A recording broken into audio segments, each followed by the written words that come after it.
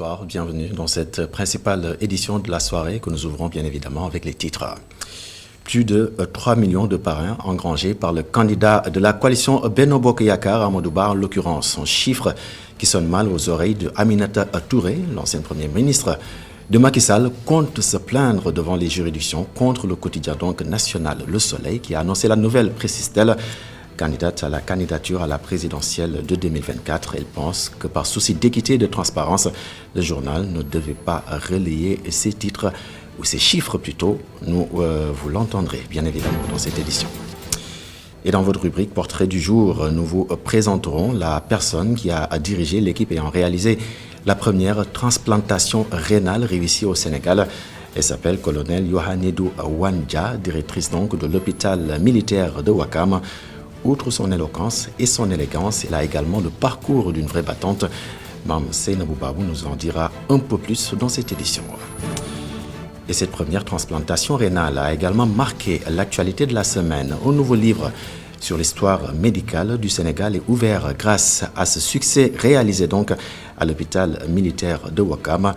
Et au cours de la semaine toujours, les journaux ont traité également l'actualité concernant Ousmane Sonko et le refus de la Caisse de dépôt et de consignation de recevoir sa caution par le biais de son mandataire. Elhadji Malick Cissé nous fera le point avant la fin de cette édition. Et le développement, bien évidemment, c'est dans quelques instants.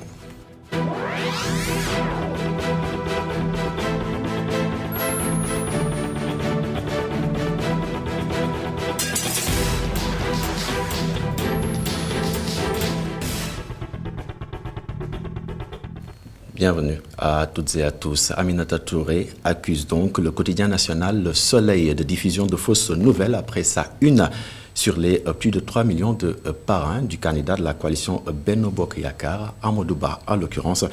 Dans ce sens, elle saisit la justice au nom du Front pour l'inclusivité et la transparence des élections. Pour le leader de la coalition Mimi 2024, le quotidien national n'a pas à se mêler des parrainages avant de poursuivre que Amadou Ba ne peut pas engranger 3 millions de parrains là où Macky Sall, président de la République ou candidat Macky Sall, n'a pas eu le même nombre d'électeurs suivant les explications de Mme Aminata Touré, jointe au téléphone par Alioune Sow. Le quotidien Le Soleil appartient aux Sénégalais. C'est un quotidien public. Ce sont nos impôts qui financent le quotidien. Ce n'est pas l'APR qui finance Le Soleil. Ce n'est encore pas Benno Bokk Yakaar qui finance Le Soleil. Donc d'abord d'un point de vue éthique, cela est regrettable. Ça c'est une première chose. Le Soleil n'a pas à se mêler de qui a des parrainages parmi les candidats. Deuxièmement, c'est que le candidat Amadou Ba ne peut absolument pas avoir 3 000 millions de parrainages, c'est impossible. Et ça, c'est l'ancienne déléguée nationale du parrainage de 2019 pour la candidature du président Macky Sall, qui vous le dit, et également la déléguée nationale pour le parrainage de l'élection législative de 2022, qui vous le dit. C'est impossible. Nous n'avons jamais mobiliser autant de parrainages, loin s'en faut. En 2022, Benno Bokk Yakaar a eu 2 500 000 électeurs. Donc, malgré la sortie de Aminata Touré, de Ali Ngouille Ndiaye, de Boun Abdallah Dionne, bien sûr, et des autres, Amadou Ba est capable de mobiliser plus de parrains que Benno n'a eu d'électeurs, Benno en tout son entier. C'est impossible ce qu'ils disent. Donc, que Le Soleil, un journal qui est tenu de diffuser des informations justes, barre sa une d'une telle information fausse, il faut qu'il s'en explique devant la justice. Et nos tentatives de joindre Yakham Mbaye, directeur général du quotidien national Le Soleil, sont restées vaines. Mais cette plainte contre, bien sûr, le quotidien Le Soleil, annoncée donc par Mme Aminata Touré pour diffusion de fausses nouvelles relatives, on le rappelle, au nombre de parrains qu'aurait recueilli, en tout cas, le candidat à la candidature de la coalition Benno Bokk Yakaar, Amadou Ba. On parle de plus de 3 millions de parrains. Le directeur général du quotidien national Le Soleil menace à son tour de saisir le parquet contre l'ex-garde des Sceaux. Suivons le point, c'est avec Alioune Sow.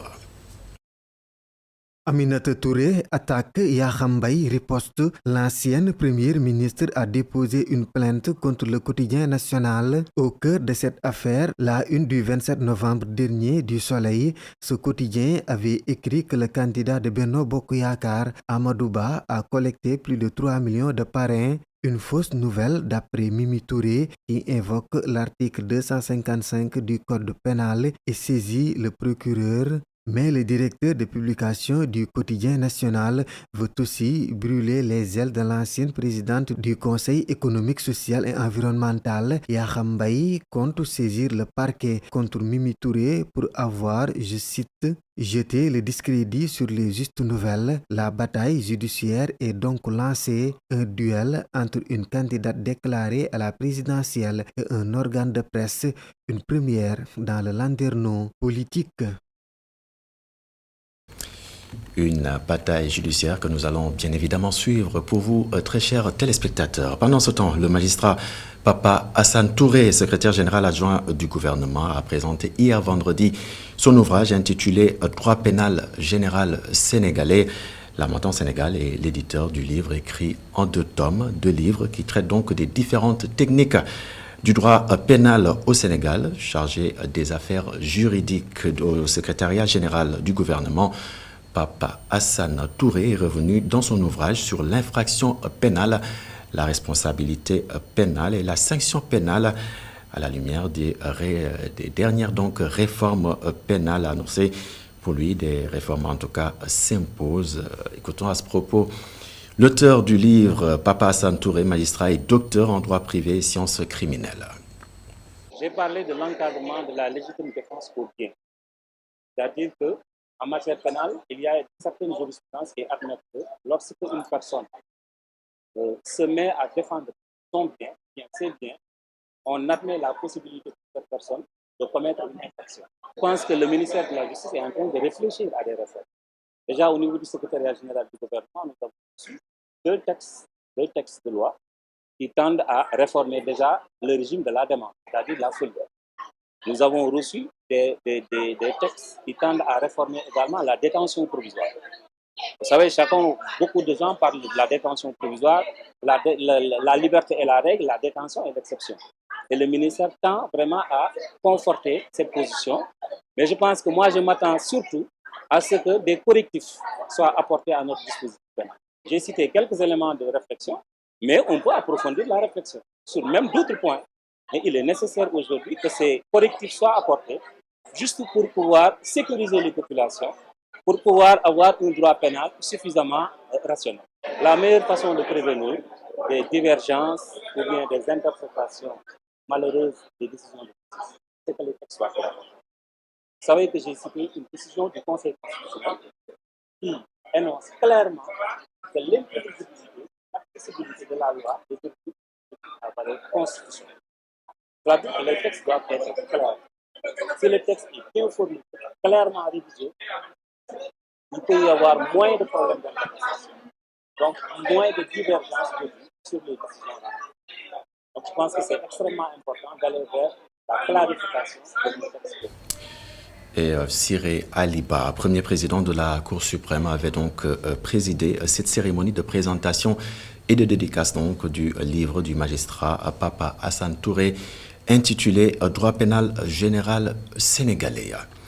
Pendant ce temps, pour lutter contre la dégradation des terres au Sénégal, particulièrement dans les départements de Gossas, Guinguinéo et Birkilane, la direction des eaux et forêts et de la conservation donc des sols avec l'appui de l'agence belge Enabel, donc l'agence belge de développement, a lancé une grande campagne de régénération des terres sur une superficie de 8500 hectares dans les 3 départements.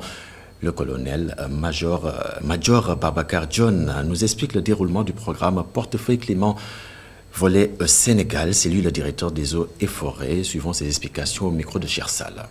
Le projet Portefeuille Climat Enabel nous accompagne dans l'élaboration et la mise en œuvre de l'aménagement de la forêt classée de Birkelane, comme vous le connaissez, qui est dans un état de dégradation.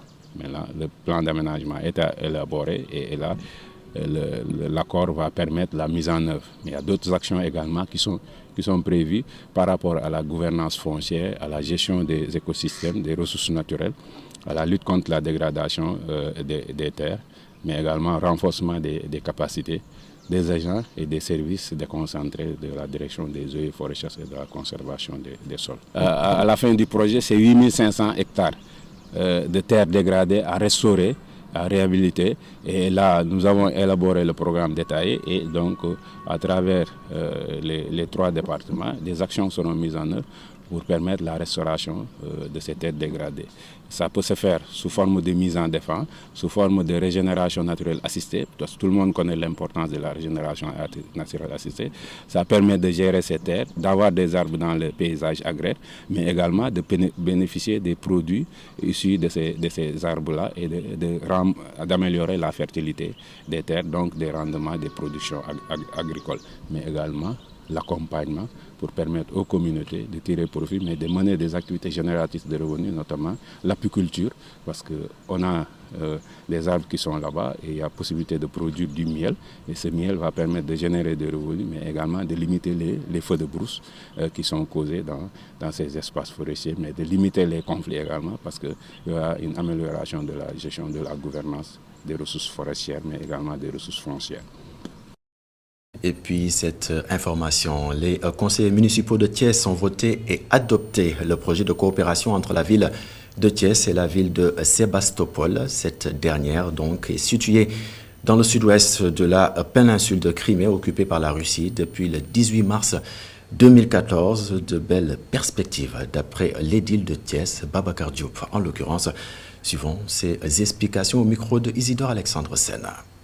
Sur instruction du ministère des Affaires étrangères du Sénégal, j'ai reçu l'ambassadeur de la Russie qui nous a présenté le projet d'une convention ou d'un accord de partenariat avec la ville de Sébastopol. Ce projet de partenariat, s'il donne des résultats, devrait peut-être nous amener à sceller un jumelage avec Sébastopol. Aujourd'hui, j'ai soumis ce projet d'accord avec la ville de Sébastopol à l'Assemblée, au conseil de ville qui est souverain. Et dans l'écrasante majorité, le conseil de ville donc, a voté et adopté cet accord. Aujourd'hui, on est lié avec Sébastopol, on avance. Les villes ont des amis et ont des intérêts. Aujourd'hui, nous agissons pour défendre les intérêts de la ville. C'est un document qui peut beaucoup, en tout cas, qui présente beaucoup d'opportunités sociales, économiques dans le monde sportif, culturel pour Thiès. Et nous pensons que c'est un partenariat qui donnera des résultats. Et le promoteur sénégalais Mansour Bousso lance Wely Industries après Wely Glass, une nouvelle entreprise qui va se faire une place dans l'industrie sénégalaise. Elle est située donc à la zone industrielle au niveau de Sodida, aux HLM donc, et se lance dans la production de jus, de canettes, mais également de glace.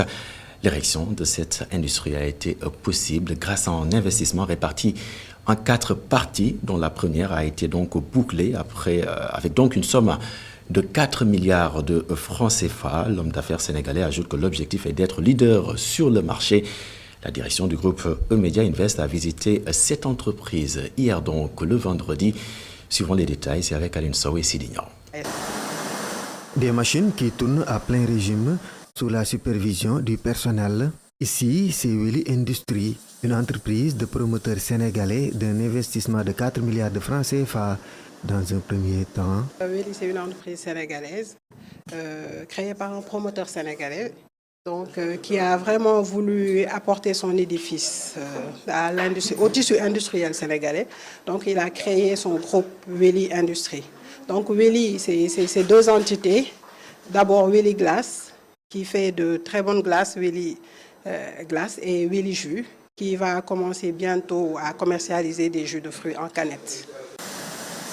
Entre la glace et le jus de canette, Wely Industries dit s'être complètement démarquée de la concurrence. La directrice de qualité donne les raisons. Le concept de Wely, c'est quoi?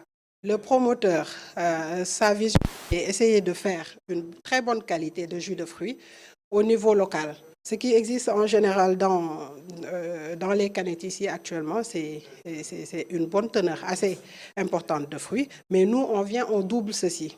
Donc, on a une teneur assez importante de jus de fruits dans nos canettes, ce qui fait qu'on se place quand même vraiment dans le top des producteurs de jus de fruits. Pour s'ouvrir sur le marché local et international, cette entreprise sénégalaise applique les normes de qualité internationale. Alors on applique les normes internationales parce que pour la plupart du temps, nos intrants parviennent de l'Europe et ce qui fait que nous essayons de faire la continuité. Nous appliquons les normes internationales, comme ça on est sûr vraiment d'avoir une très bonne qualité de produit. N'empêche, on a les normes sénégalaises, les normes de l'ASN que nous avons achetées et que nous appliquons aussi. Avec une cinquantaine d'employés recrutés dans la première ligne de production sur les 4, Wely Industries va être inaugurée en mi-décembre prochain. Leur objectif est clair, conquérir le marché du jus et de la glace en se positionnant comme leader.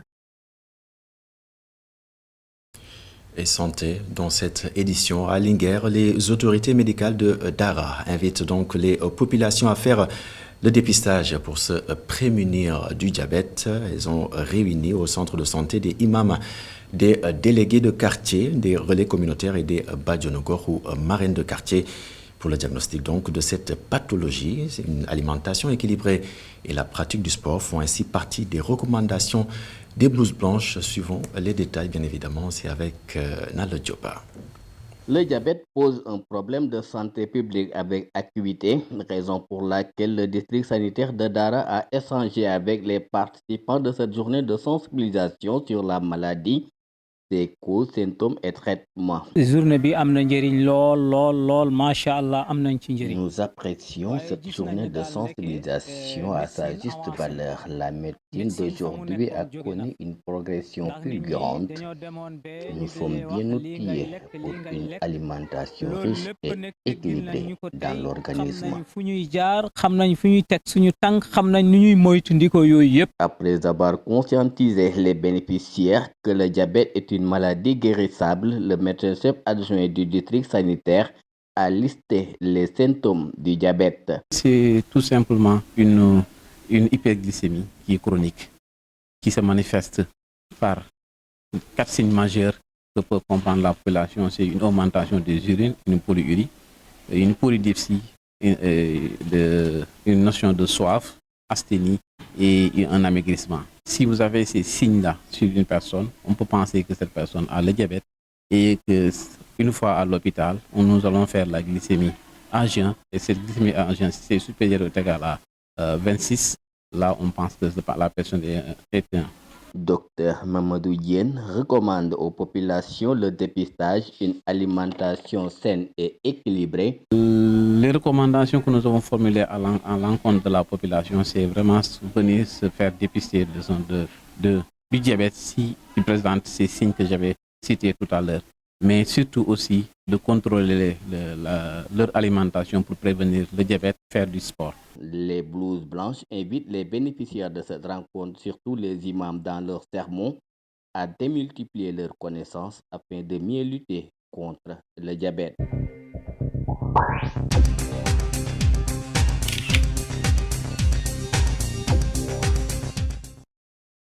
Et nous restons dans le domaine de la santé pour vous parler de celle qui a été sous le feu des projecteurs cette semaine.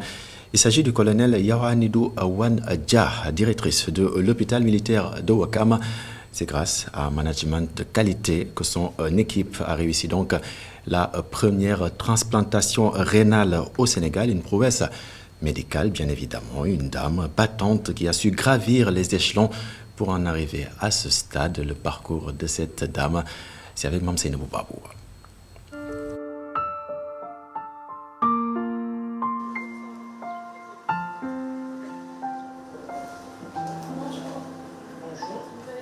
Son apparence appelle le public. Sistelox blanchi par le temps, son style n'est pas anodin. C'est une coiffure qui facilite les choses. Ça nous permet de nous lever le matin, d'ébouriffer les cheveux et puis d'aller au boulot. Yawanidou Wan-Dja, aux commandes de la première transplantation rénale au Sénégal, vit avec satisfaction cette grande première. Peut-être que je n'arrive pas à le réaliser, mais je sais qu'au fond de moi, j'ai un sentiment de satisfaction d'avoir pu accompagner une équipe, parce que mon rôle a été d'accompagner. Mais c'est une équipe engagée, vraiment engagée, il faut le répéter, qui a mis tous les moyens qu'il fallait, qui s'est vraiment dévouée pour qu'on puisse arriver à la transplantation. Ce n'est pas seulement cette prouesse qu'elle a réussi. Si l'hôpital militaire de Ouakam a une maternité aujourd'hui, c'est grâce à la gynécologue. Un combat qu'il a porté dès son arrivée. Son parcours est tout aussi prestigieux qu'élogieux. Mon premier poste, après juste ma sortie de l'école militaire de santé, c'était comme médecin-chef adjoint au niveau du camp Dial Diop, d'état-major. Ensuite, j'ai été affectée au niveau du bataillon du matériel, où j'ai servi pendant 2 ans. Ensuite, j'ai été avertie à la gendarmerie nationale, où j'ai été le médecin-chef de l'école. Et il y a eu des événements qui se sont passés en Casamance, où il y avait eu énormément de blessés et de morts. Et tout notre bataillon a été projeté en Casamance. Du coup, une femme militaire s'est retrouvée pour la première fois en théâtre d'opération. Après la transplantation rénale réussie, elle se fixe aujourd'hui d'autres défis comme la lutte contre le cancer. La transplantation, je pense que nous allons pouvoir la continuer parce que nous avons le plateau qu'il faut. Nous avons le personnel qu'il faut. Nous avons aussi les produits pour pouvoir faire la transplantation. Nous devons pouvoir continuer la transplantation. D'autres défis nous attendent, comme par exemple mettre en place une chaîne pour la lutte contre le cancer qui va en fait de la consultation, de la chimiothérapie, la chirurgie, pourquoi pas la radiothérapie. Manager n'est pas une tâche facile, tout de même, elle réussit. Mais il faut savoir mettre de la rigueur, ménager certaines susceptibilités, taper quand il le faut. C'est vrai que c'est facilité quand on a quand même des ficelles sur les épaules, parce qu'on peut donner des ordres, mais nous avons affaire à des adultes, ce n'est pas évident.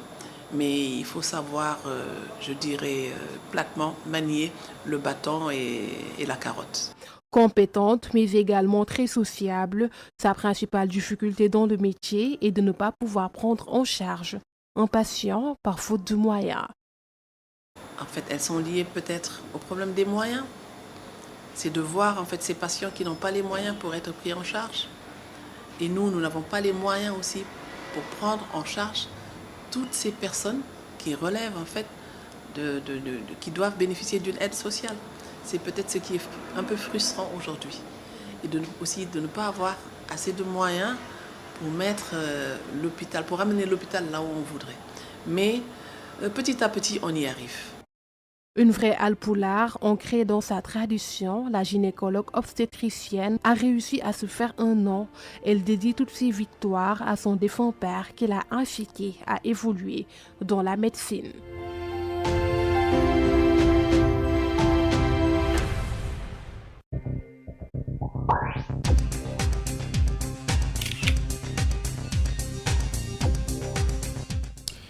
Et dans la rubrique article de la semaine, nous nous arrêtons toujours sur cette première transplantation rénale réussie au Sénégal. Oui, le Sénégal est désormais donc entré dans l'histoire de la greffe et de la transplantation d'organes. Un succès réalisé, on vous le rappelle, à l'hôpital militaire de Ouakam. Une autre actualité cette semaine est le forum de Dakar sur la paix et la sécurité en Afrique. Au menu des échanges, un arsenal de solutions aux problèmes sécuritaires. Au-delà de ça, bien évidemment, le rabat d'arrêt des avocats de Ousmane Sonko à la Cour suprême, le refus de la caisse de dépôt et de consignation ont également donc occupé une bonne partie de la presse quotidienne cette semaine. Le point, c'est avec El Hadj Malick Cissé.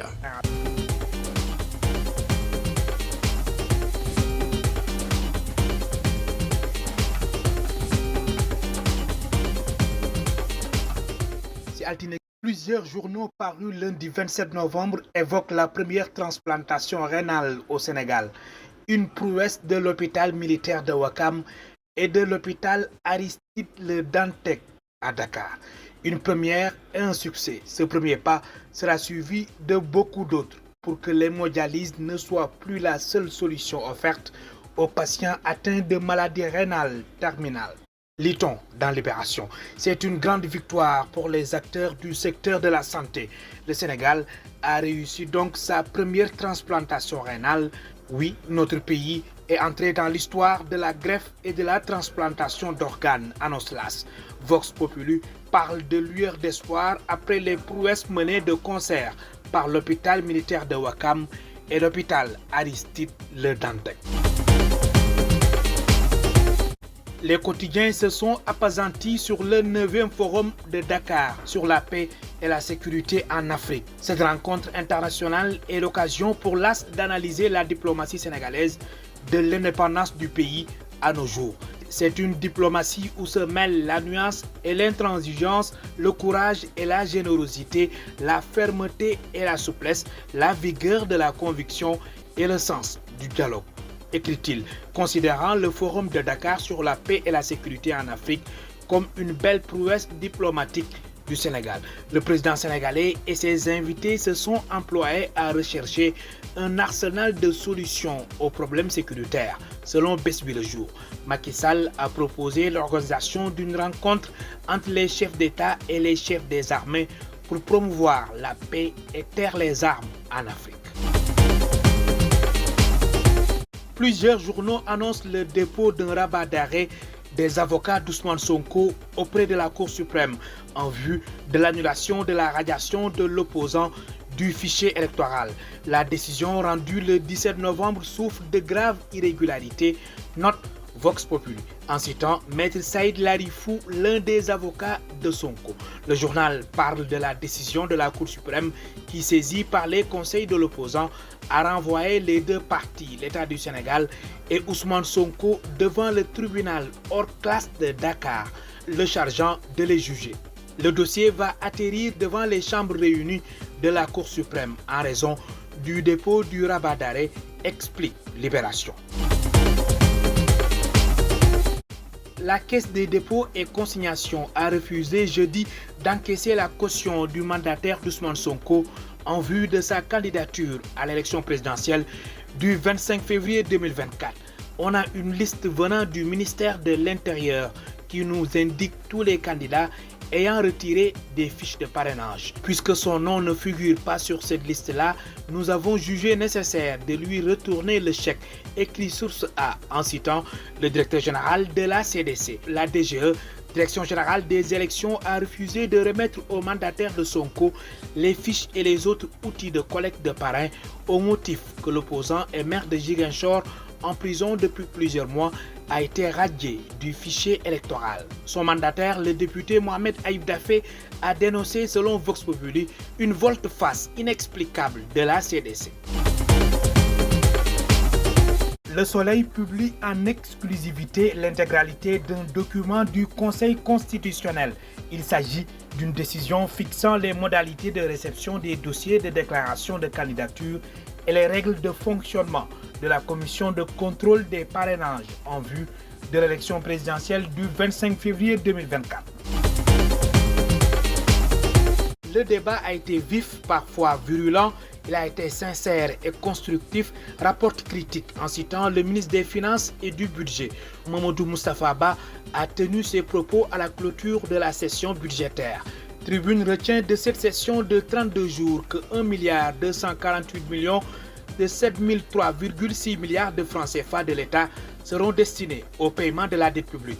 Quelques lueurs d'espoir au Parlement, observe Le Quotidien. Certains députés de l'opposition ont réaffirmé leurs doutes et désaccords pour le budget général de l'État estimé à plus de 7 000 milliards de francs CFA, constate Enquête. L'AS retenant que Mamadou Moustapha Ba met tout le monde d'accord. Concernant le budget, quel que soit le nombre de zéros qui s'alignent sur les budgets des ministères et des institutions, personne ne devrait avoir le toupet de bomber le torse, car on connaît la réalité. Des responsables qui n'ont pas le sens des priorités, qui préfèrent les mauvaises dépenses aux bons investissements, s'indigne Besbi Le Jour, qui a fêté ses 2 ans ce vendredi.